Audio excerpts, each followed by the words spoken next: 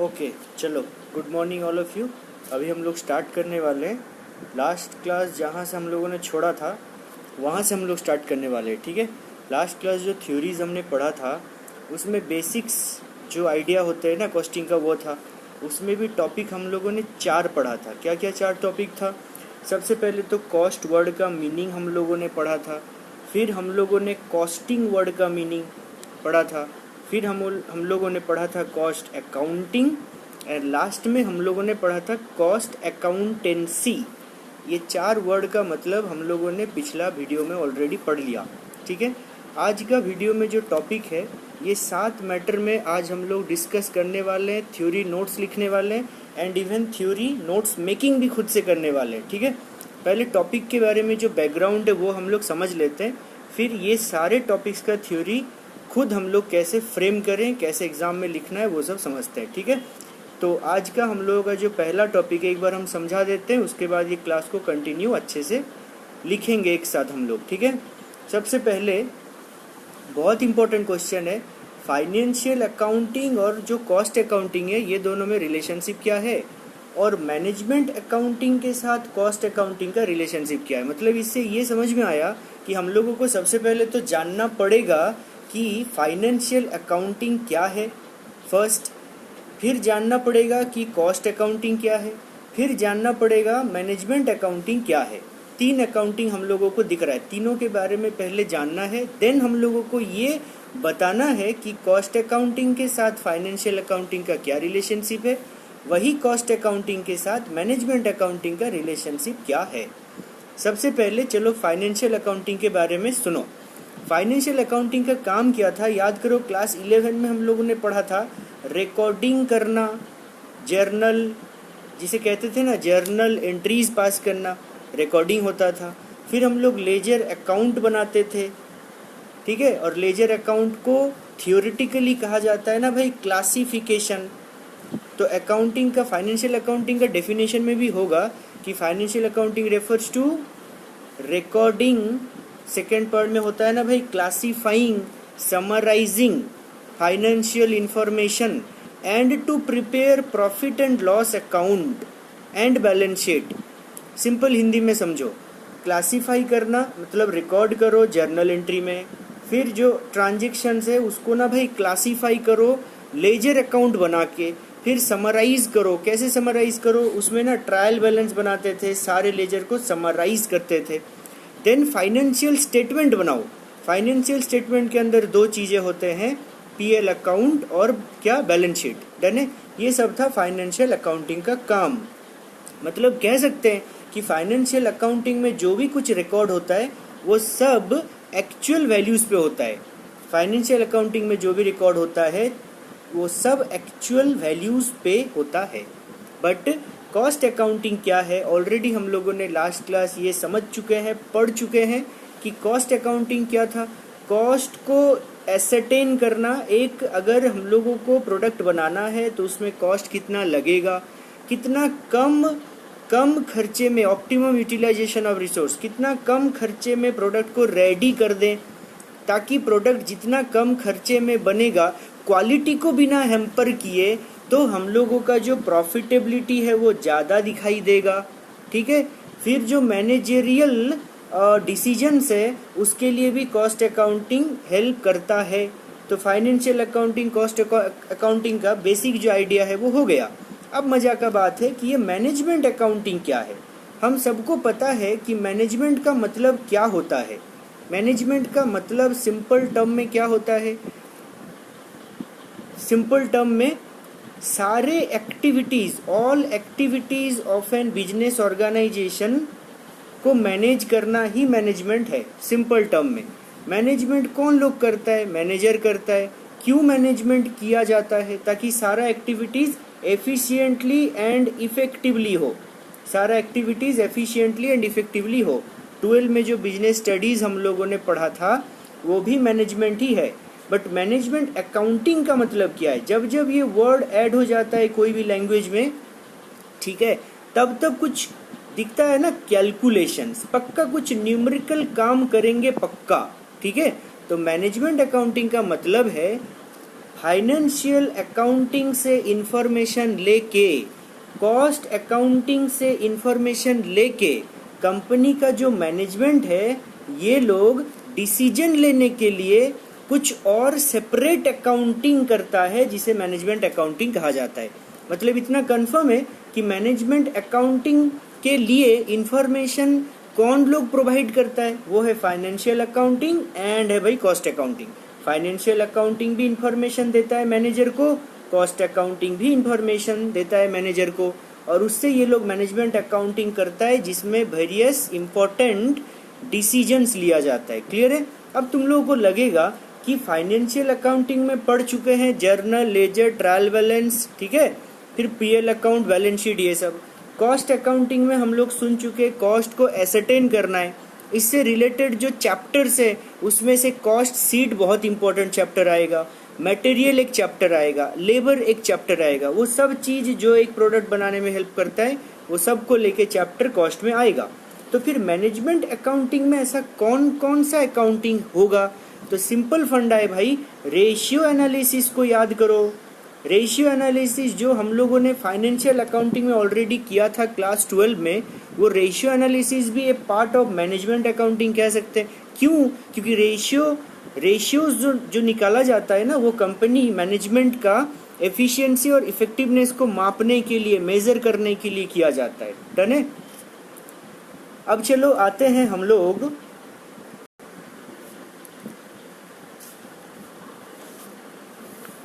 अब हम लोग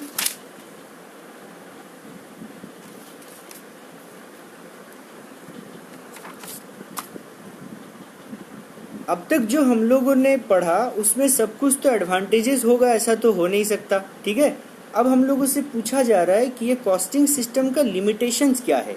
तो एक लिमिटेशंस तो कोई भी बोल देगा कि ये एक्चुअल नहीं है, ये ऑलवेज होता है एस्टिमेटेड, ठीक है। कितना कॉस्ट लग सकता है।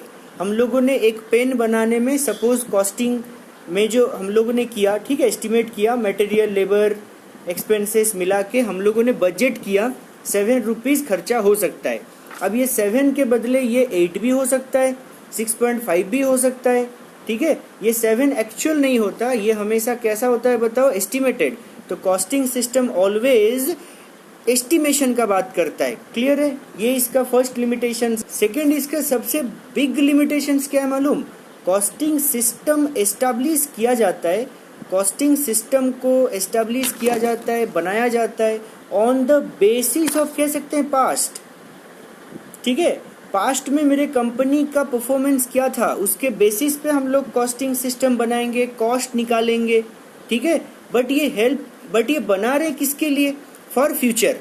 हम लोग जो कॉस्टिंग करेंगे ये एक्टिविटी बेस्ड ऑन होता है past, but for the future, past के बेसिस पे फ्यूचर होता है। ये एक सबसे बड़ा लिमिटेशंस है कॉस्ट का। और एक सबसे बड़ा लिमिटेशंस क्या है?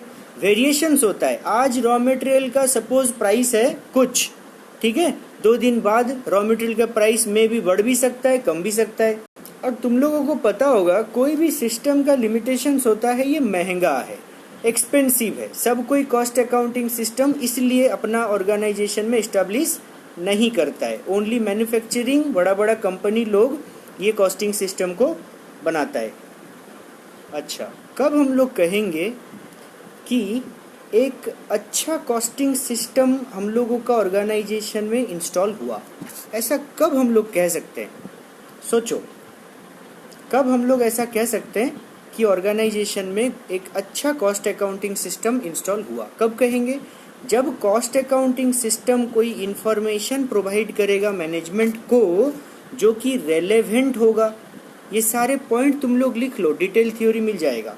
रेलेवेंट मतलब क्या? जो मेरे पर्टिकुलर एक्टिविटी से रिलेटेड हो, ठीक है, रेलेवेंट होगा। रिलायबल होगा, मतलब इस पे भरोसा कर सकते हैं। अब सोचो कोई कॉस्टिंग सिस्टम मैंने बनाया जिसमें बोला गया कि प्रोडक्ट बनाने का कॉस्ट है 7, बाद में जब एक्चुअल में बनाया तो देख रहे एक एक पेन बनाने में, प्रोडक्शन करने में 9 रुपीज करके मेरा पूरा, ठीक है ना, जो कॉस्ट है वो आ रहा है। मतलब ये गुड कॉस्टिंग सिस्टम इंस्टॉल नहीं हुआ है। डन है? तो रिलायबिलिटी मतलब फेथफुल भी होना पड़ेगा। और क्या होना पड़ेगा सोचो, इकोनॉमिकल होना पड़ेगा, सस्ता होना चाहिए। कॉस्टिंग सिस्टम में ही हम लोगों का बहुत ज़्यादा खर्चा हो जा रहा है, ऐसा नहीं होना चाहिए, ठीक है। और एक इसमें जो एप्लीकेबिलिटी है वो सिंपल होना चाहिए, लिख सकते हैं ना इजी एप्लीकेबल, ठीक है, या लिख सकते हैं कि इजी एप्लीकेबिलिटी, सिंप्लिसिटी लिख सकते हो, है ना, फ्री फ्रॉम एनी बायस लिख सकते हो, डन है।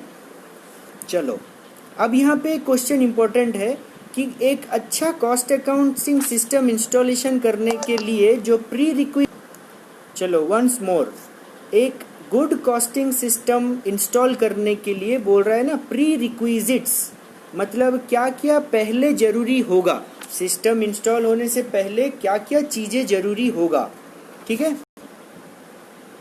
देखो सबसे पहले जरूरी होगा कि हम लोगों का बिजनेस का नेचर क्या है। पॉइंट तुम लोग बहुत अच्छे से लिखो, जो हम हिंदी इंग्लिश में कन्वर्ट करके समझा रहे हैं सब कुछ थ्योरी में बहुत अच्छे से पॉइंट वाइज रहेगा, ठीक है। अभी समझने का काम है, डिस्कस करने का काम है। जब जब लर्न ना हो ये सब थ्योरी, वीडियो ऑन करो, फॉरवर्ड करो, और स्पीड जो होता है ना उसको 1.25 कर दो, जल्दी जल्दी सुन लो। उसके बाद एक बार थ्योरी हम जो भेजेंगे उसको रीड करो, तो पूरा थ्योरी लर्न हो जाएगा पक्का, ठीक है। तो क्या क्या हम लोगों को इम्पोर्टेंट होता है, सबसे पहले होता है बिजनेस का नेचर देखना। नेचर के ऊपर डिपेंड करेगा कि मेरा कॉस्टिंग सिस्टम कैसा होगा, डन है। और सोचो साइज के ऊपर डिपेंड करेगा। अब यहाँ पे साइज का मतलब ये नहीं है मेरा बिजनेस बड़ा है या छोटा, साइज का मतलब मेरा बैलेंस शीट बताएगा मेरा बिजनेस का साइज क्या है। साइज का मतलब होता है तुम्हारा बैलेंस शीट कितना बड़ा है, तुम्हारे पास कितना ज्यादा अमाउंट का एसेट्स है, ये बोलता है साइज, डन है। तो नेचर इंपॉर्टेंट है, साइज इंपॉर्टेंट है। और सबसे इंपॉर्टेंट बात क्या है भाई बताओ तो, कि जो प्रोडक्शन कर रहे हैं ना, प्रोडक्शन का नेचर क्या है, ठीक है ना। हम लोगों का कंपनी में जो प्रोडक्शन होगा इतना तो कंफर्म है कि कॉस्टिंग सिस्टम इंस्टॉल कर रहे हो ना भाई, तो प्रोडक्शन तो हो रहा है पक्का, डन है। तो हम लोगों का प्रोडक्शन का नेचर क्या है ये जानना जरूरी होता है।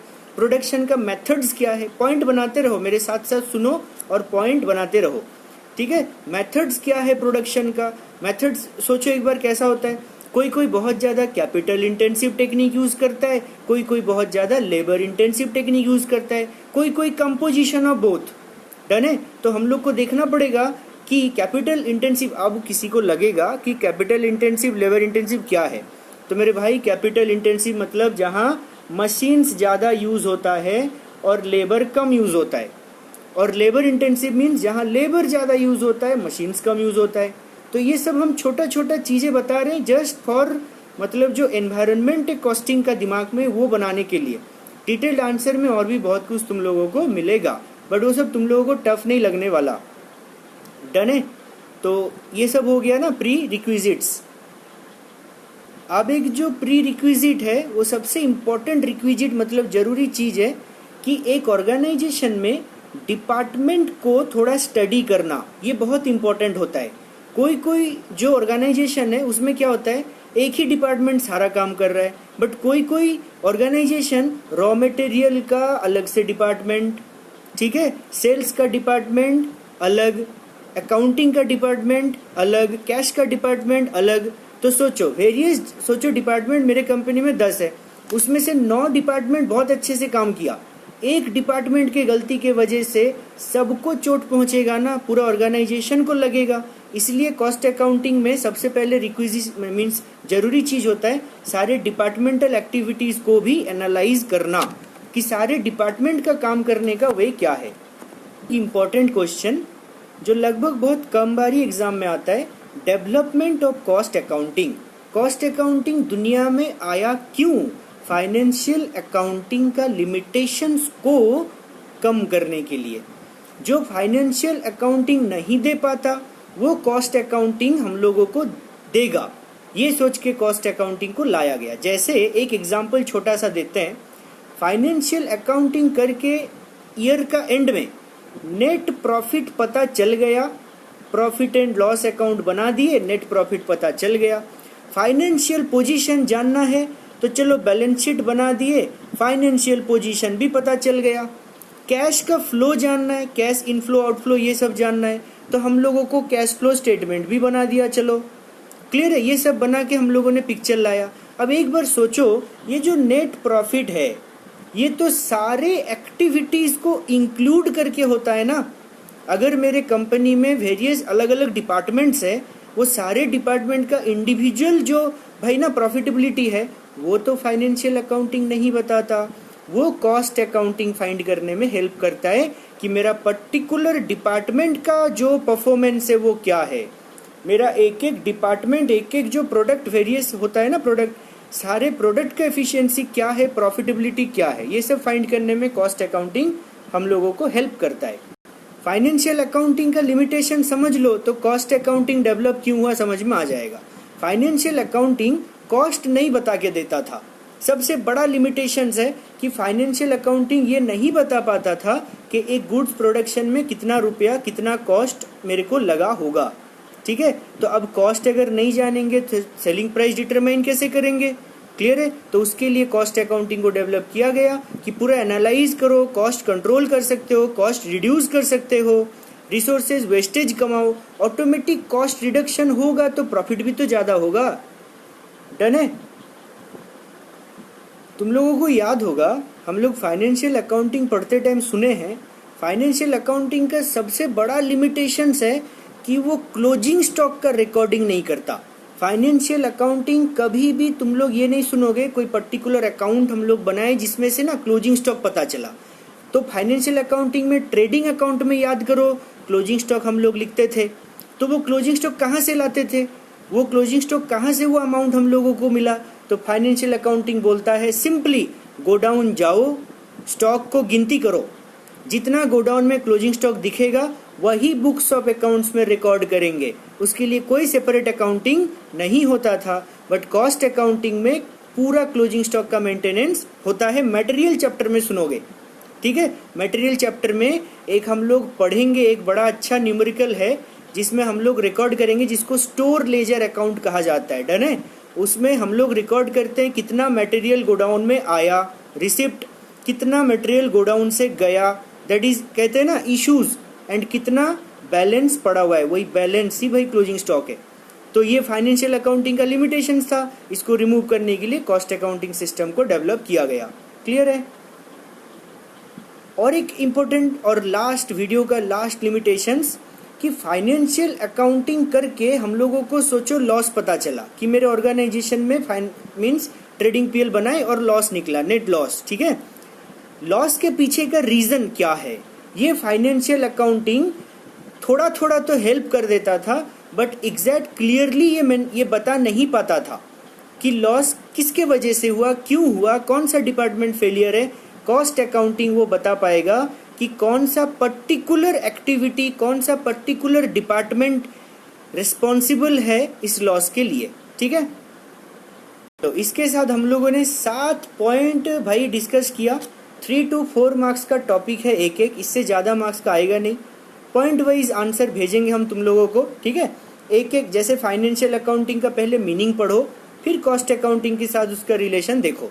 एक लास्ट इंपॉर्टेंट वर्ड हम बता देते, तुम लोग कॉपी में लिख लो कि फाइनेंशियल अकाउंटिंग में कुछ एडवांटेजेस है और कुछ लिमिटेशंस है। कॉस्ट अकाउंटिंग में भी कुछ एडवांटेजेस है और कुछ लिमिटेशंस है। तो एक इंटीग्रेटेड एक चैप्टर का नाम है कि इंटीग्रेटेड अकाउंट्स, उसके अंदर में क्या किया गया, फाइनेंशियल अकाउंटिंग का एडवांटेजेस और कॉस्ट अकाउंटिंग का भी एडवांटेजेस को मिला के वहाँ पे अकाउंटिंग किया गया। ठीक है, जहाँ कंट्रोल अकाउंट हम लोग सीखेंगे, ठीक है, उसको इंटीग्रेटेड कॉस्ट अकाउंटिंग भी कहा जाता है। इसमें अगर हम पूछे ये जो इंटीग्रेटेड है इसका काम क्या है, तो यहाँ पे फाइनेंशियल अकाउंटिंग का लिमिटेशंस भी नहीं मिलेगा, कॉस्ट अकाउंटिंग का लिमिटेशंस भी नहीं मिलेगा। फाइनेंशियल अकाउंटिंग का जो एडवांटेजेस है वो इंटीग्रेटेड में मिलेगा, कॉस्ट अकाउंटिंग का जो एडवांटेजेस है वो भी इंटीग्रेटेड में मिलेगा। चैप्टर के साथ तुम लोगों को और अच्छे से समझ में आएगा। ये 7 जो हम लोग लिखे हैं ना पॉइंट, इसके बाद 8 नंबर पॉइंट करके खाली लिख दो integrated cost accounting system. Clear है। तो आज के लिए थ्योरी खत्म। हम लोगों ने 8 टॉपिक पढ़ा, 7 नहीं 8, मैंने एक टॉपिक अभी इंक्लूड किया। ये 8 का थ्योरी भेजते हैं पढ़ के जिसको जहाँ डाउट होगा मेरे को व्हाट्सएप में क्वेरी करो। कोई थ्योरी लर्न करने में प्रॉब्लम हो, कुछ न्यू वर्ड्स हो, कोई भी दिक्कत हो, मुझे बताना। क्लियर है? ओके, टाटा बाय बाय। स्क्रीनशॉट ले सकते हो, इसको स्क्रीनशॉट ले लो। टाटा।